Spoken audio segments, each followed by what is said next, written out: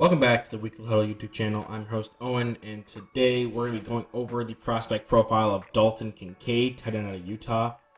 Typically, I'll show the prospect write-up we have on him, but that is Caleb's prerogative. He does the tight ends for the Dynasty Index. So if you want to see what he said or what I have to say, it's all going to be on there. You can get all of that for $1 on patreon.com/KIELPRO88. $1 a month. Gets you all of our write-ups, both me and his, and I do most of the defensive positions as well as the offensive line. He does the skill positions, including tight end. But yeah, we're gonna hop in and we're gonna talk about this tight end from Utah, who, hot take, I think is the top tight end in the draft class over Michael Mayer. But I'll back it up with some film study right now. All right, so our first play here is gonna come from his monster game against USC back in the middle of the 2022 season.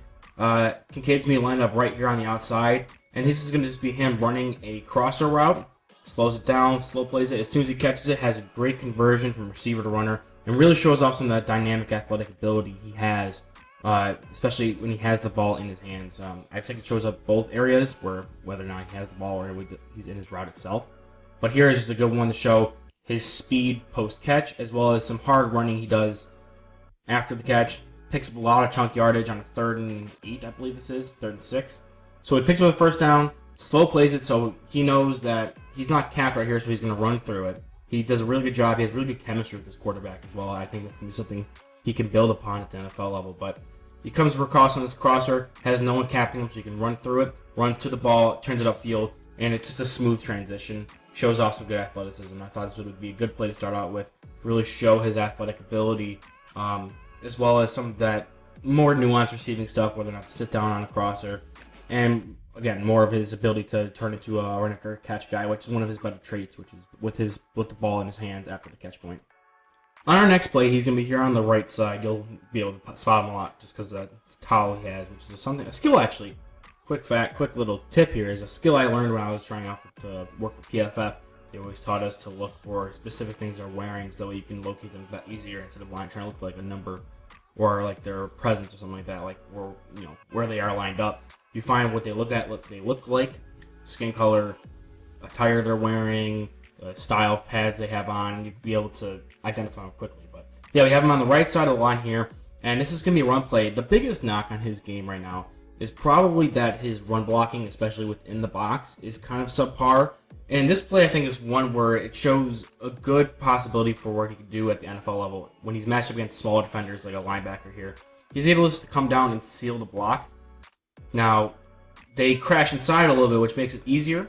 But his job was to come down and have this cutback lane wide open. If he doesn't seal that block, that linebacker is either shooting that gap and making this tackle right about here, as well as or this guy will force him into him, or he's able to seal it up and there's no gap here. He's able to wash that guy down, really seal the edge there, and open up a touchdown run for his team. I think when he's matched up against linebackers, he does a bit better than when he's with D linemen. I think D lineman blocks are really where he gets shown to be outmatched physically. That's always trouble with linebacker or with tight ends when they come to the NFL anyway. So as long as you can utilize him in a position or in a scheme where he's not relied upon to be a short yardage defensive line blocking tight end, or if you already have that kind of guy on your roster, then you'll be able to utilize Kincaid to his fullest extent and not overexpose him too much. But yeah, for this play, he seals that linebacker, seals that edge really well, helps open up a touchdown run right here, and I think that's going to be just a staple play for him, whether that's climbing up the linebackers or being out front as a lead blocker on the linebacker level at the next level. So his next play here, he's going to be in the slot, and we already talked about how he's able to get open by understanding zone concepts and running and being able to stop and or pass through, getting open on that crosser in our first play, but he's also a pretty good route runner. We'll get more into pure route running stuff later on. But for this play right here, it's one of the things I think he does best is he utilizes his size. He's matched up here against a smaller cornerback, and he's able to use his physicality and size because you have within that first 5 yards of the line of scrimmage, you can play physical like this. So he knows he has a size advantage, and he's able to push off and get great separation on this out route. So hands on, gets that cornerback on skates, runs him off of him, and then just gets open on that out route. Now, he doesn't get hit on the pass with it. It goes to the deep man who is not open. However, I think this shows that he'll be able to get open often and knows how to use his body size and strength matchups even when he's at the NFL level, because yes, this is a college cornerback, and so he might not be like a big, like an NFL-sized guy. But I think Kincaid is large enough that he'll be able to use that size against NFL corners as well, especially with them getting smaller, trying to compete with these more spread offenses. Kincaid does a good job of understanding that and using that size as advantage and that mismatch, which tight ends are known for in the NFL, to his advantage to get open. So I think this is a staple of what modern tight ends do, and I think he does it well and shows it well here. Now, I brought it up earlier. He's going to be right down here at the end of your line of scrimmage, kind of like the inline slot dude in a two-point stance. I brought up earlier on the first play with the crosser that he has good chemistry with his quarterbacks, and I think it's going to transition well to the NFL. As a tight end, you always want to find those guys who can be mismatches down the field or really threaten these smaller DBs and get open for some big gains. But one of the more important things that's kind of been lost with the Travis Kelce's and the Dallas Goederts and stuff, what they do well outside of just getting open downfield is they are a very good safety blanket for the quarterbacks as well. So we have a 5-wide set here. Kincaid's able to come out, runs a curl, sees that the blitz is coming up mid. They have it all picked up. He originally was covered up by this linebacker, so he starts shifting towards the open field. He starts sliding more towards the middle of the field, right over where, replacing where that blitzer was coming from, and getting away from the initial coverage he was faced with. So like this linebacker, it runs with him the entire time off the line of scrimmage. This middle linebacker is coming, so there's going to be a hole in the zone right here. He does his break. The linebacker leaves him, but he doesn't really see that part. He gets eyes on his quarterback, and it starts shifting away from the coverage leverage he was originally facing and replacing where that blitzing linebacker was coming from. Now, the quarterback, he makes a good read, bad throw here under pressure, but Kincaid just puts himself in position to be that safety blanket that where like these elite quarterbacks, as soon as they see that blitz coming, they're going to look to try to put the ball where it was, because they're going to have a hard time replacing that zone where that blitz came from. And Kincaid works his way inside into where that hole is in the zone. And not only that, works away from his initial coverage, it works away from that leverage. So I think and this isn't the only play he does it on, but so frequently he shows the ability to understand where the quarterback will be looking based on what the defense is giving him. He's very smart like that.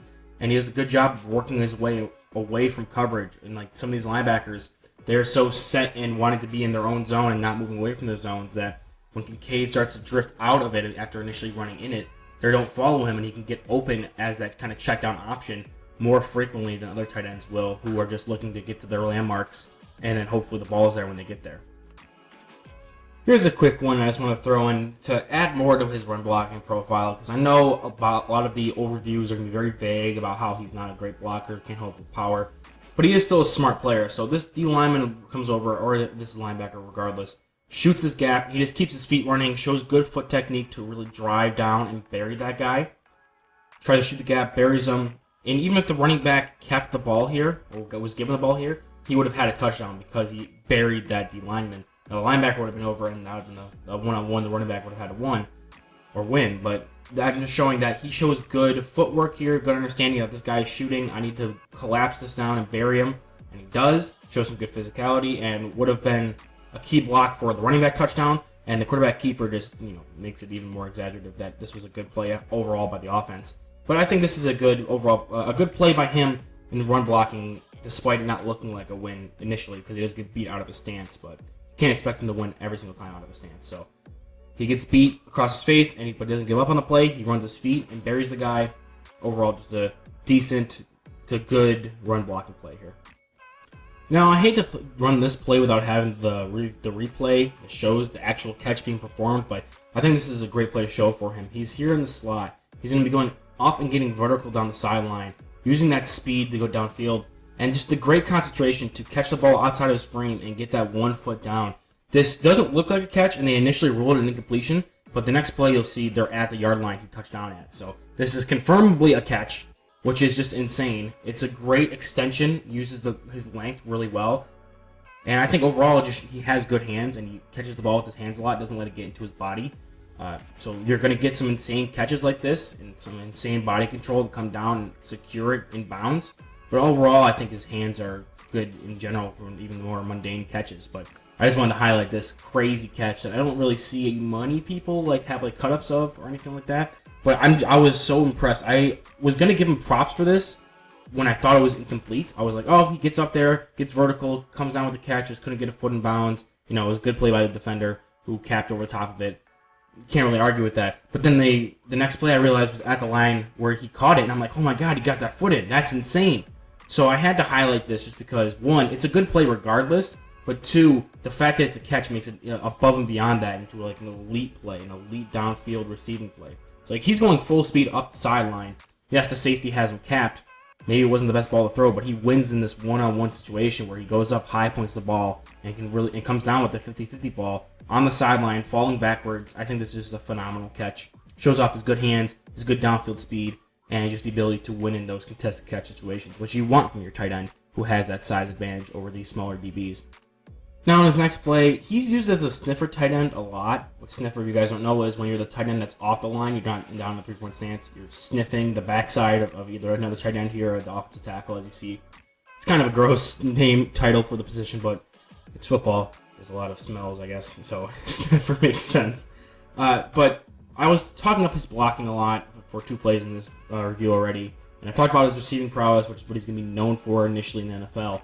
But I do need to show why there's that negative stigma with his blocking, at least a little bit. I don't want to rag on him too much. I don't really like taking these and making these negative, but we have this play here where he's going to be coming across the formation, and he's going to be in charge of either sealing this edge or kick-out blocking the most dangerous man.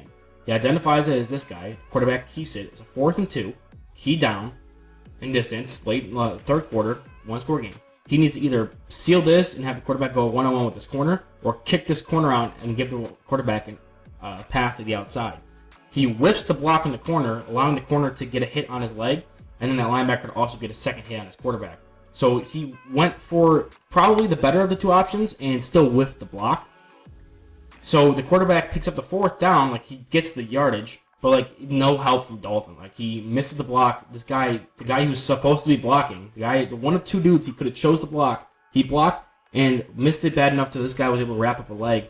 And if this linebacker was able to drive him back even a little bit, this would have been 4th. It would have stopped him short. Luckily, his quarterback was able to run his feet through the contact.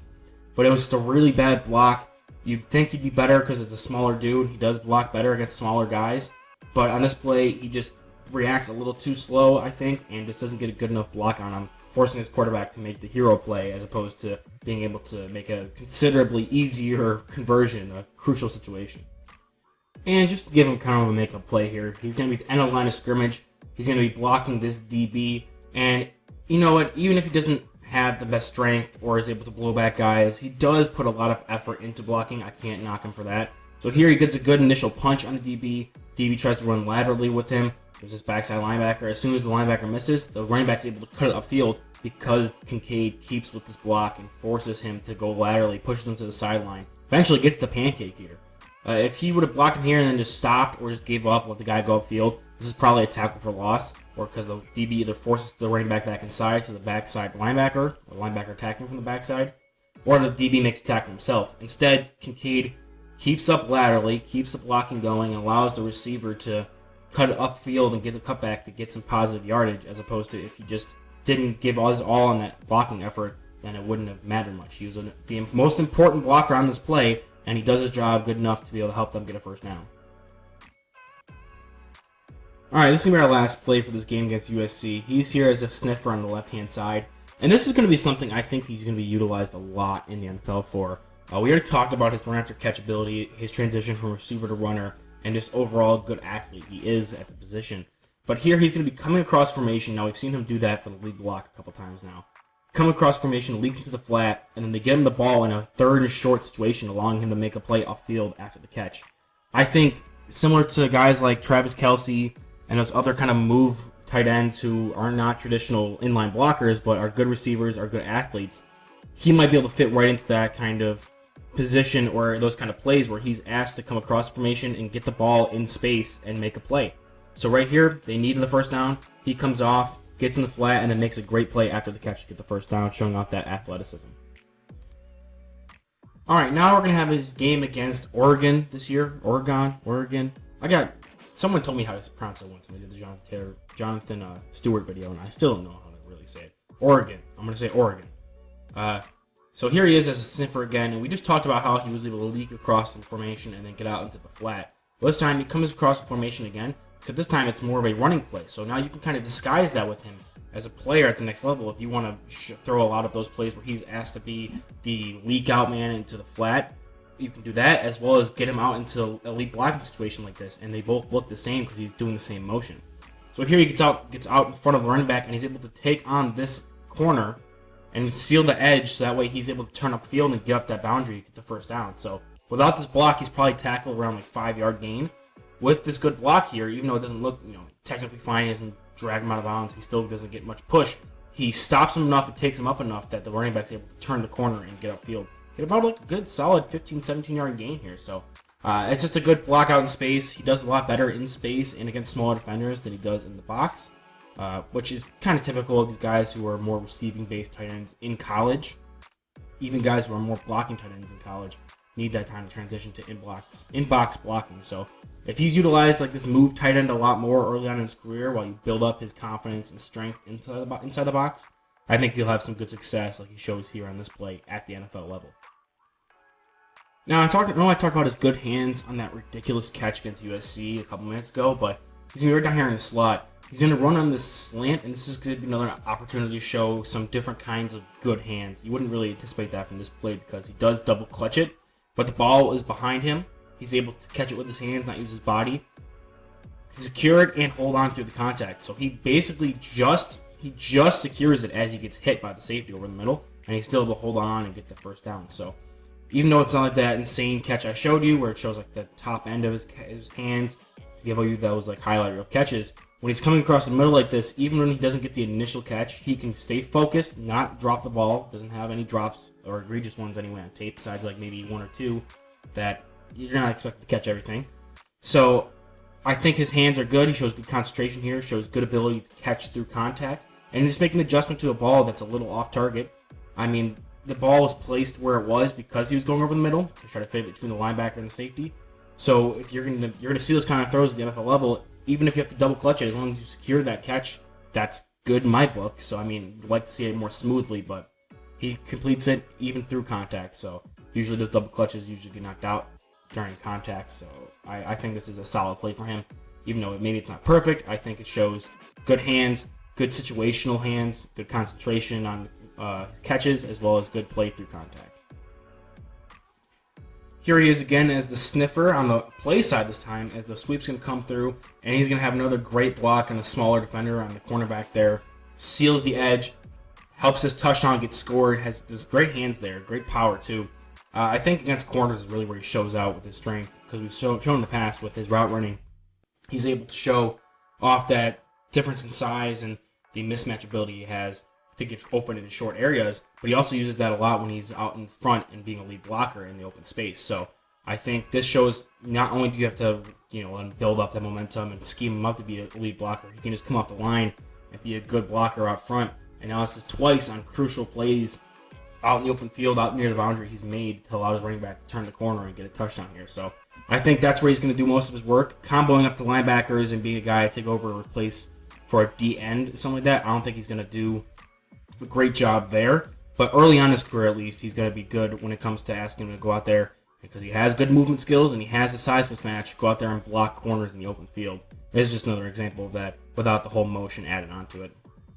So our last play here is kind of going to be the same way we ended against USC. Down here in the slot, he's just going to do an out and up move up to the boundary on the sideline. Kind of similar to the USC play where he's able to show off that downfield speed. The smaller defender is hard, having trouble keeping up with him. I believe this is a safety.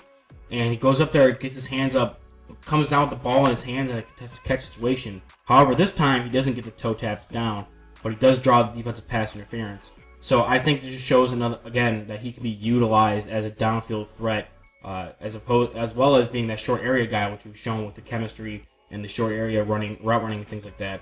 He has some good downfield route running. Doesn't lose any speed when doing the out and up. He's constantly going the same speed. Doesn't drop time at all. Doesn't allow the cornerback to react to him as fast or close the distance as quickly as some other guys who have to decelerate to come down and make those more distinct cuts. And he's able to get hands on the ball, make a catch contested wise. Even though he doesn't get his feet down, he draws DPI, which probably prevented him from getting his feet down, to be honest with you. And yeah, I think this is just a solid play downfield. He's shown the ability to run run routes short, medium, and downfield. Be a good receiver at all areas of the field, as well as being an open field move blocker. So I think he has a good, well-rounded game. Just needs to work on in-box blocking. All right, our final game is going to be back against USC again. This time in the Pac12 championship game. He's going to be here as the point man in the trips side with the stack alignment. He's going to come off, do a little swim move here, sets up the outside release, and he does a good job getting open on this corner in the backfield. I think this shows, again, Morrison, that good route running. This is more of a mid-level route, so we showed good deep route running, good short route running. Now we're going towards more of the midfield. I think he probably could have got hit here for a deep pass, but quarterback finds a short man for a couple yards. Yeah, that's more of a knock on the quarterback of anything. I can't see the safety coverage, so maybe that would have prevented it, but I think he's pretty wide open. You could have fit that in there for him. And he got good depth behind the outside corner there, who's supposed to be dropping out. So I think that's probably more of a fault on the quarterback to not get the ball here. But knowing on him, he has a really good route here, shows good hands, shows good release, set up the cornerback, and I think, just an overall great mid-tier route, middle distance route there. Now, when we talk about his lack of blocking skills, it's going to be more when he's, like, I guess the term would be stuck in a phone booth, where you need to have that guy who's across from you, block him up, and then drive him back. You don't have a lot of space to work with. You don't have a lot of air, you're not in the open area like we've shown with some past of his good blocks. Here, he has to come off and get this guy right away. He plants his foot, shoots out, and whiffs on the block entirely. And that allows for the quarterback who keeps this pass here, keeps the ball here, to get tackled by his ankles and basically not get as many yards as initially thought with how the play was drawn up. They should have gotten a couple more yards before he even reached contact here. But he whiffed the block pretty hard. Similar play with the same defender earlier in this game. I didn't show it because I know I was going to show this one. But he comes off and then can't get a clean block on him. Allows him to jump inside and cut inside on him. I don't think he's a great blocker when you're asking him to block one-on-one inside a phone booth. Where he's going to do his damage as a blocker is out in the middle, out in the open field, where he's able to use his athleticism and size against smaller defenders. Now, this is a smaller defender, but it's in tight, and he needs to work out of his stance as opposed to getting that open field look. So, this is the second of two on this tape that I didn't show the first one. But yeah, this is kind of indicative of how most of his blocks look like inside the box, and I think you're going to have to work on that with him technique-wise and just awareness-wise coming out of his stance before you can reliably ask him to do that at the NFL level. And here we go, another play to represent the good chemistry he has with his quarterback. He's going to come up here and do his curl. I think it's an option route where he can do the curl or he can run through depending on where this linebacker sits. But he comes up, runs the curl because he looks like he's opening more flat here.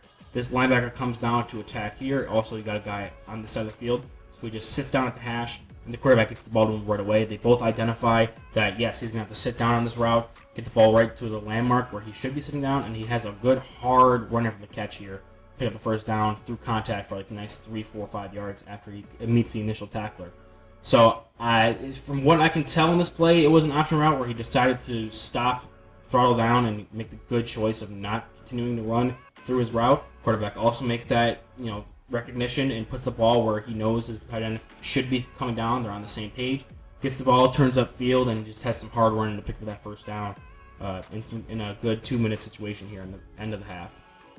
Similar to last play, he's right here on the inside slot route or slot position. 30 seconds left in the end of the half now. And he's just going to be on the same exact page. The quarterback's going to get him the ball before he even looks on this little stick route, and then he just runs hard, pick up the first after that. So he's able to turn these little short passes into some good first down plays, despite being thrown short of the sticks.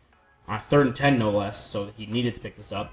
And the quarterback and him are on the same page. They know where they're going to meet eyes at, where the landmark is. The ball's there to him before he can even turn around and get eyes on the quarterback.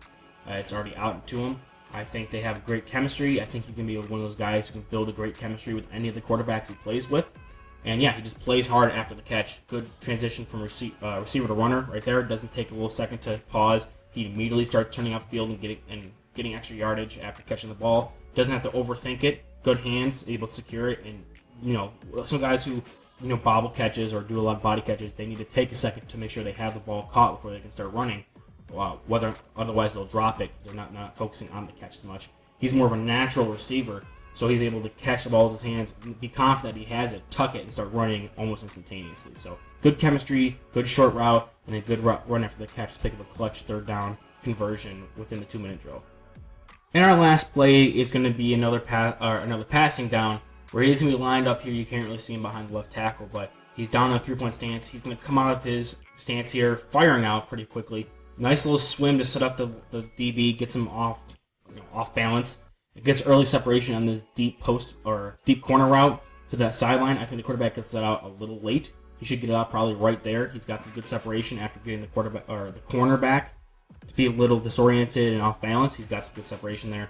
Quarterback throws a little late, so he isn't able to get it in before the sideline. But great route. Again, more of a 10 or 15 to 20 yard route as opposed to down the field, which we already talked about, and short yardage, which we've already talked about. He's good getting the ball short and running upfield. He's good tracking downfield and good body control, good hands. And then these here where he needs to be a better route runner to attack the sideline or attack closer into the middle of where all these defenders are, I think he has good route running to take advantage of that as well. So good route. Probably should have got the ball to him a little sooner, but other than that, can't really control it if you're Kincaid here. Let's just get one more better angle. Comes out, shakes that defender, is wide open, but the ball comes a little too late, and he's unable to make that catch on the sideline. But yeah, that is the full prospect profile and film breakdown of Dalton Kincaid, tight end out of Utah. My personal tight end 1 over Michael Mayer. I hope you guys are on board with that after I've gone through and broken down what I've seen from him. I personally think he's a better receiver than Mayer, a better athlete, maybe even a better blocker out in space. Mayer definitely has the advantage when it comes to just overall size in general, because Mayer is a bigger guy, and that shows up when he tries to block in line, even though I don't think Mayer is elite at that at any rate. I think they'll both be poor inline blockers to start NFL career, as most tight ends are, but going further, I think Mayer may be more relied upon to be an every down inline blocker, whereas Kincaid may be that guy who gets more yardage and is seen as a better tight end player overall, kind of like the Kittle-Kelsey debate, where Kincaid's going to lean more towards Kelsey, where Mayer will lean more towards Kittle. One is better with the 3 down or the 3-point stance down and blocking, as well as being a receiver. But the other one is just such a really good receiver that even though he can't really do the blocking as well as you'd like, he still gives a good effort and overcompensates for that a little bit. So it's really your kind of flavor for a tight end. I personally like Kincaid more. I like his effort. I like his receiving abilities. So I think that'll cover up for most of his deficiencies at NFL level, especially where the NFL is leading towards with all these spread offense and things like that. So modern kind of NFL tight end there. If you agree or disagree, go ahead and let me know down in the comments. Check out the Patreon. KeelPro88 is the name on Patreon.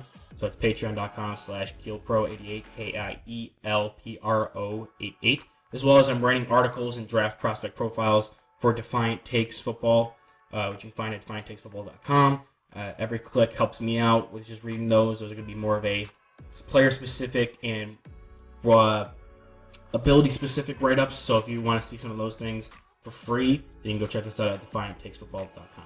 Other than that, I have some more content rolling out. I'm covering the draft all the way up until the draft and even further on, as well as some XFL and USFL content coming on. So stay tuned for that, and I'll see you guys in the next one.